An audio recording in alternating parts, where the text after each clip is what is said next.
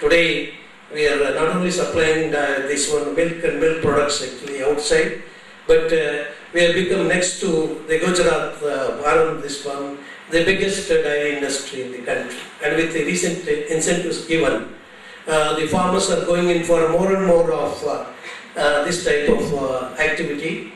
In fact, in one of the dairies, as the pollution control person actually, the biggest problem that we face is they have doubled and tripled their production in some of the dairies, but still actually their treatment plants for effluent and all that has remained same. They were, because they did not plan all these things, but suddenly there was increase because the farmers took more and more to this milk production. So that's the type of thing we should be expecting, and marketing strategy is most important. Already linkages have been developed by the village forest committees by forming the federations at the district level and also at the taluka level, and in each taluka you will have a number of village forest committees. So they indulge in actually more activities than even forestry. So therefore, such lands which range from about 50 hectares to about 200 hectares of each village forest committees, we should be able to go in for a very good type of this one, and this itself can change the whole situation in Karnataka. Now let's concentrate actually one or two things. And the fear of the farmers losing their lands and all actually can go. But with all that, the farmers can also go in for this, provided they get the right kind of the prices for this. Today, with the diesel prices going up and not so much available and all that, I think it becomes a competitive type of this one to pay more for the honge or the neem seeds supplied by the farmers. Only thing is, in some areas where they are scattered and all that, collection has been a problem. So this collection mechanism, if it is organized, it's a difficult process. Then now, coming to the areas where we have problems actually. We have tremendous problem with regard to the disposal of the municipal solid waste in Bangalore and other cities like Mysore, Hubli, Gulbarga, and even the other district headquarters actually. Well, all of you know that nearly about 5,000 tons of this solid waste is produced in Bangalore city. Everything dumped in the most unhygienic condition because we have not prepared ourselves for turning it into the wealth. So we have been insisting from the Pollution Control Board that immediate efforts will have to be made by the authorities concerned to bring about a change and use this biomass for various purposes, including after segregation actually gas production can be there, and then the energy can be produced, and one or two units are working on it now. We do hope that the task force will take that also as an important aspect to be considered. And more important is actually a lot of vegetable waste produced in our the mass scale food using or the production units. I would cite the example of our Kalyan Mandirs itself actually, where every day thousands of people are fed, and a lot of vegetable waste can be converted into gas, and that can be a source of energy for various purposes actually. We from the Pollution Control Board are insisting that they should go in for more and more of the digesters so that actually this gas is utilized in all that. And a number of high-rise buildings have come up actually with thousands of people living there actually, equal to some small town sometimes. The high-rise buildings like your apartments and all that. And there again, there is plenty of scope for segregating and utilizing solid waste, both in the form of wet as well as the dry ones, for converting it into energy of different forms. So with this sort of approach and a sort of incentive mechanism that we see in the milk sector, I think we should be able to definitely make a difference. So with this background, perhaps your deliberations during the next 2 days are going to be very useful. And the third generation, you call them second or third generation, the algae and then your seaweeds and all can be a very good source of the biofuel, and we should be able to really make use of it. We have a long coastline where seaweed can be advantageously made use of. So that type of approach can bring about a lot of change in our approach to the biofuel production.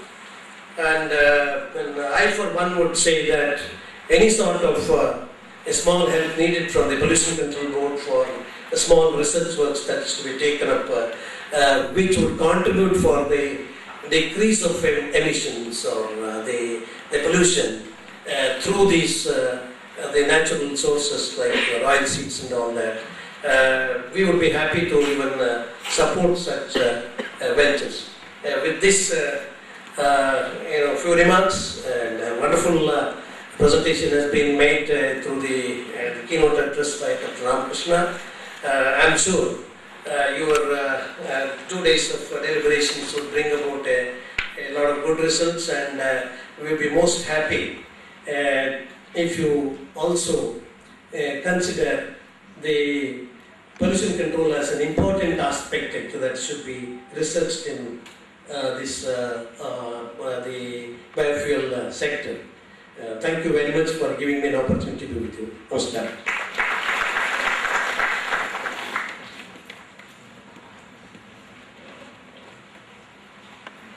Sir, thank you very much for your elaborative inaugural speech, and also the message, the rural economy to uplift through the biofuel crops, and also the to mitigate the air pollution in the cities. Thank you very much, sir. Now I will request Professor J. Srinivasan, Chairman, Divecha Center for Climate Change, Indian Institute of Science. Professor J. Srinivasan. Is not going to come from outside. So the government has realized this issue and has given a major national mission, and you have already heard of the National Solar Mission, in which they hope to install about 20,000 megawatt of solar thermal and solar PV. And it's rather unfortunate that in this big mission, biofuel does not play a major role.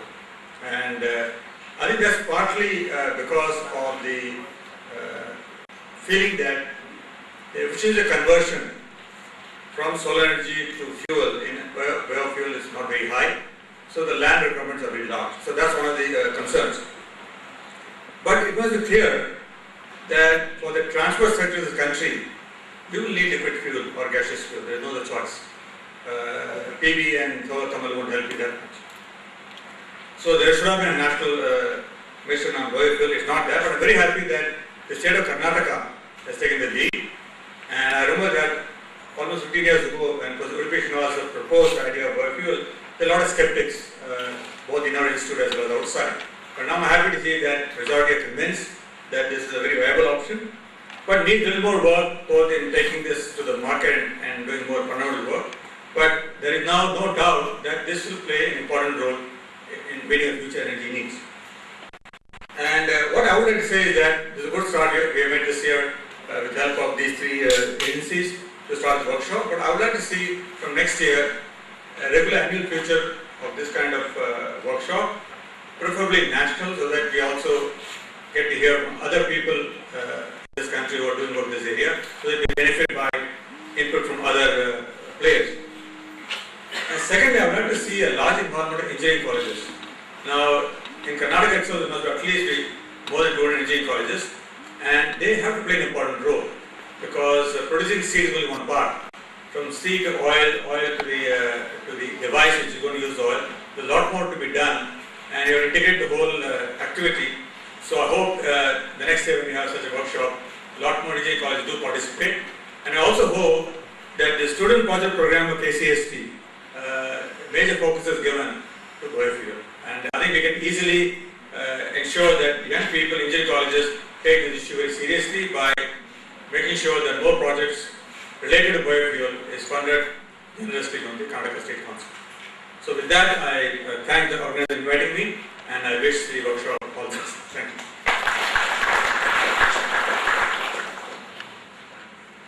So thank you very much, sir. Actually, your speech was very sweet and short, and within a few minutes, you have suggested integrated research activity through engineering colleges and biofuels. Thank you very much, sir. Now, I will request the president of this function, Dr. K. Narayan Gowda, Vice Chancellor of University of Agricultural Sciences, to give presidential address of this workshop. Very useful input being provided by the keynote address delivered by Sri Y.B. Ramakrishnan, Chairman Biofuel Task Force, which is going to be renamed as the Biofuel Development Board, which is the main initiative of this great personality. And I also noted a very important point being made by Professor J. Srinivasan in his chief guest address. And of course, very useful inputs have been thrown by Dr. M. Puthuraj, the Executive Secretary of the Karnataka State Council for Science and Technology. And of course, this august body is being represented by our officers of the university, the esteemed delegates from different organizations, both within the state and also from other states in the country. And of course, many of our faculty and students have made it possible to be here in this great occasion. And I also make a mention the press people are also kind enough to give a good coverage of this today's occasion. This research opportunities in biofuels has been initiated by the Biofuel Task Force, the Government of Karnataka, along with the Karnataka State Council for Science and Technology, with the university. Of course, as far as the university is concerned, a lot of initiatives have been done for the last 1.5 decades in the biofuel research and promotion. Of course, the promotion work has been taken up in the recent days, maybe during 2005 onwards.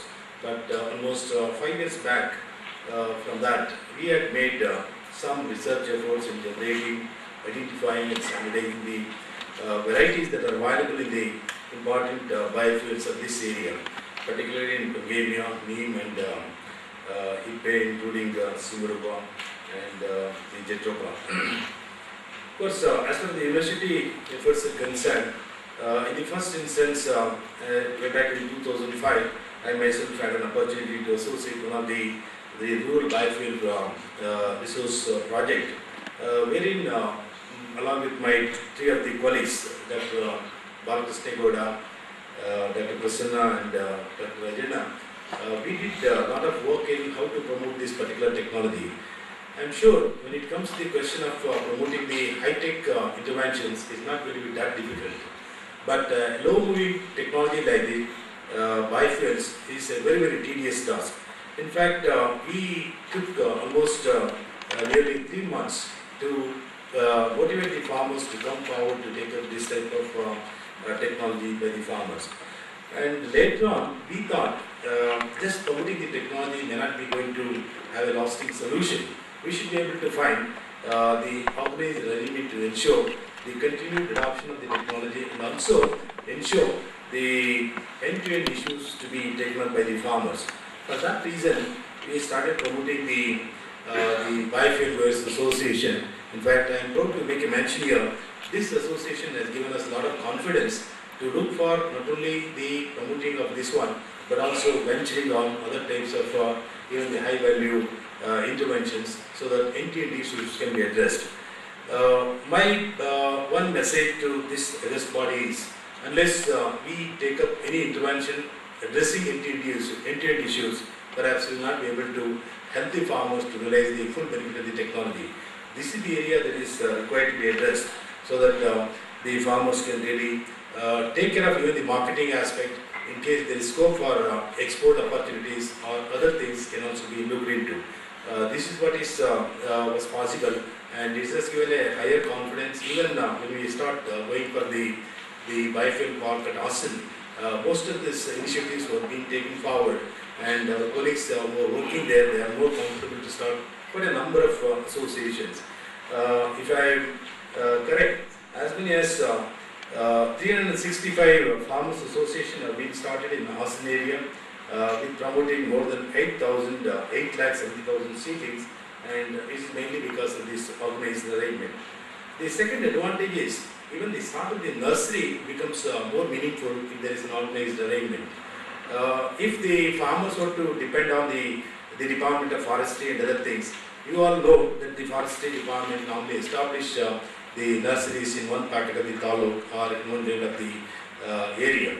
And but most of the farmers, particularly small and marginal farmers, if you want to really motivate them to take it up, unless it is within the easy accessible limit for these people, any amount of your supply of the seedlings, other things will go as a lesser utilized, because we all know when these seedlings are going to be distributed with some VIPs are going to participate, and at one slot all the people in the area will not be able to take it up.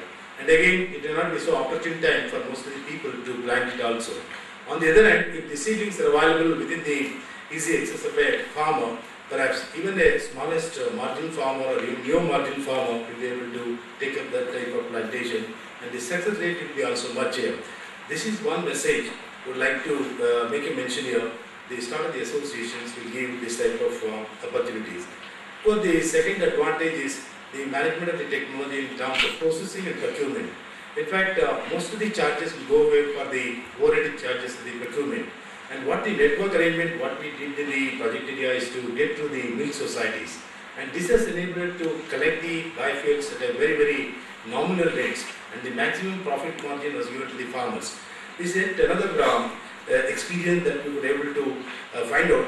Had it been with the earlier traditional arrangement, I think most of the profit margin would have been eaten away for this transport, handling and other things.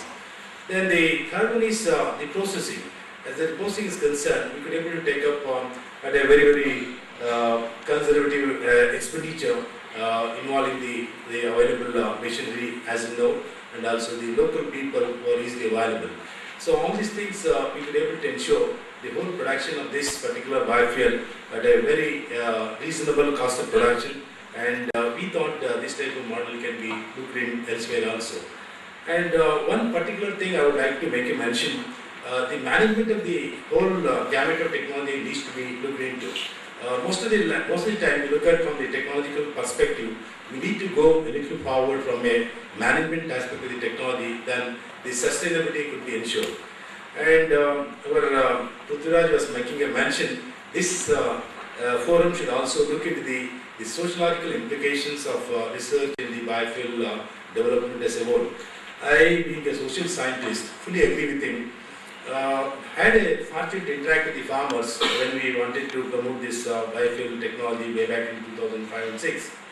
And as traditional, I used to make a mention that you can go for planting in the along the bunds, the valleys and the vulnerable lands. That is the usual trend. Of course, Ramakrishna was good enough to make a mention. It may take away the food related issues if we are going to snatch away the area earmarked for the food production. I for one certainly say that the area whatever is going to be addressed should be of non-renewable one. We should not encroach upon the area that is earmarked for the food production. But what I am trying to make a mention here, the usual style of telling that you can go for planting along the bunds. As soon as I completed my talk, one farmer stood up and asked me a question. Sir, you are making, advocating us to go for planting along the bunds. And I for one consider it is going to create a lot of social problems. The reason being, see, if you take a planting around the bund, certainly if it is going to be the border of the same farmer, certainly it is not going to lead any problems. But if it is going to be shared with another farmer, it will going to create a lot of problems. Then, if that is the case, what should be the place you have to take it up the planting? So we were able to reconsider the way of talking to the farmer, so that it should be planted at least within the range of 5 to 10 feet away from the bund, so that it should not create a problem and the later problems of harvest and all other associated things. Perhaps some of you coming from the rural areas can able to appreciate what type of problem that is going to create when we go for the bunding. Yet another thing that is also need to be looked into as far as the sociological issues are concerned, the question of what is called motivating the farmer. As I was already mentioning, This requires a different extension strategy to promote. We have designed the methodology to promote the high value technologies, other types of crop related ones. But when it comes to the question of promoting the biofuels, it certainly look for a differential research perspective so that this technology can be taken much faster than what we are looking at. And Sri Ramakrishnan was making a mention that if the university is going to provide the space for the certification, we will be able to take up that at the US Bangalore. Certainly we will be happy to provide, and we will provide that lead, whatever that is required for the promotion of the biofuel, not only the state level but also the national level. Sir, we will assure you whatever the support that is required from the university side in this endeavor, we will certainly extend wholeheartedly. Of course, our Professor Sadashivaya was good enough to make a mention. It requires institutional framework for the promotion of the biofuels. I fully agree, sir. This is the more trusted area for the sustained promotion of this technology. This is need to be deliberated in the ensuing 2 days seminar. I wish that a lot of deliberation will go on these things. Of course, the way of managing the urban the waste and other thing can also be in some attention in the process. That also is another needed concern. Sir, in the context of the energy crisis the globe is facing, next to water, the one area that we are going, all of us are going to face the energy.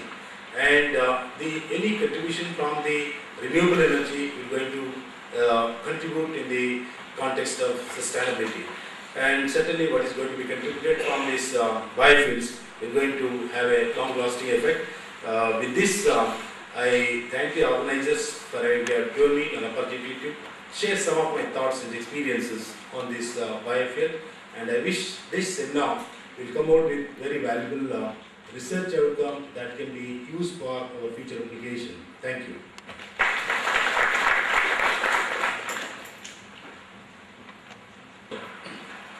To provide the space for the certification center for the biofuel in the university campus. Thank you very much, sir. The vote of thanks, actually this is my privilege to propose a vote of thanks for this inaugural function of this workshop.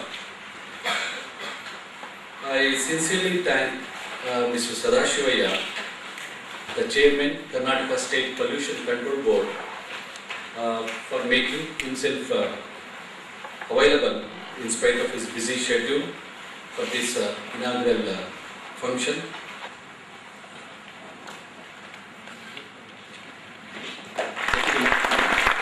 This presentation in Memento is a unique one. Actually, we have the Pongamia oil and also seeds also we have inbuilt with the Memento. Thank you, sir, on behalf of these organizations. Kindly accept.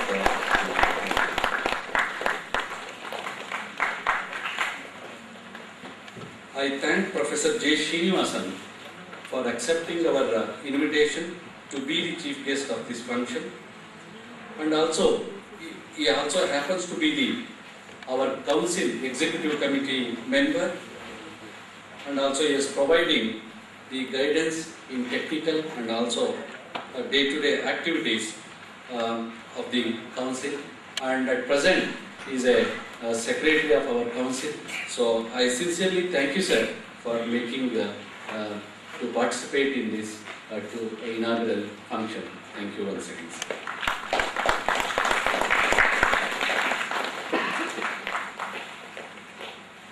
I sincerely thank Shri Y.B. Ramakrishna for initiating this program through Biofuel Task Force and guiding in every aspect of organizing this workshop. He is very enthusiastic in this field of alternative energy, and he has traveled across the state to popularize this concept. He is also instrumental in implementation and establishment of many energy generating units using biofuel resources, and since 2 months actually he has given a lot of input to organize this workshop, and we are very thankful to you, sir. Actually, on behalf of Council and the University of Agricultural Sciences and myself, sincerely we thank you very much, sir, for your always support.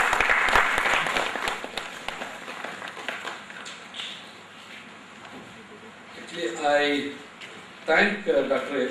M. Prithviraj, and in this occasion, I welcome him also, because in the beginning we have not welcomed him because he is also part of our program.